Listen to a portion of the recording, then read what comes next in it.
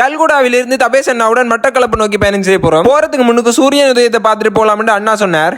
மோங்கூட காலையில பள்ளி மிதிக்கையில் நாங்க இப்பதான் நேரத்துக்கு போயிருக்கிறோம். நாங்க போன நேரம் சூரியன் உதிச்சு மேல வந்துட்டு சரி போன ஞாபகத்துக்கு ஒரு புகைப்படம் எடுத்துட்டு அப்படியே அந்த பக்கம் பார்த்தா கடல்ல பிடிச்ச மீனை கரையில கொண்டு வந்து வேலையில இருந்து பிரிச்சு எடுத்து கொண்டு இருந்துச்சு.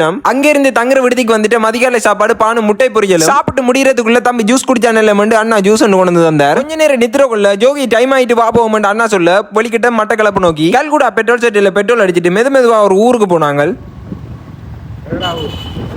வீதி ஓரமா இருந்த ஒரு இளநீ கடையில நிப்பாட்டினோம். ஒரு 10 கிலோ அண்ணா இளநியை குடிக்க இளநியில இருந்த வலிக்கையை நாம் வெட்டி சாப்பிட்டுட்டு அடுத்ததா போன இடம் தான் மாமாங்க பிள்ளையார் ஆலயம். இந்த ஆலயத்துக்கு சின்ன ஒரு வரலாறு இருக்கு. இந்த ஆலயம் 2000 வருடங்களுக்கு மேல் பழமையானது என்று கருதப்படுகிறது. ராமாயண கதையின்படி ராமர் சீதையை தேடி வந்த போது சிவனை வழிபட்டதாக கருதப்படுகிறது. அவர் வைத்த அரிசி சிவலிங்கமாக மாறியதால் மாமாங்கேஸ்வரம் என்று அழைக்கப்படுகிறது. மண் சுடுற சூட்டுக்கு நெருப்பு மூட்டாமலே கச்சாம இருக்கலாம்.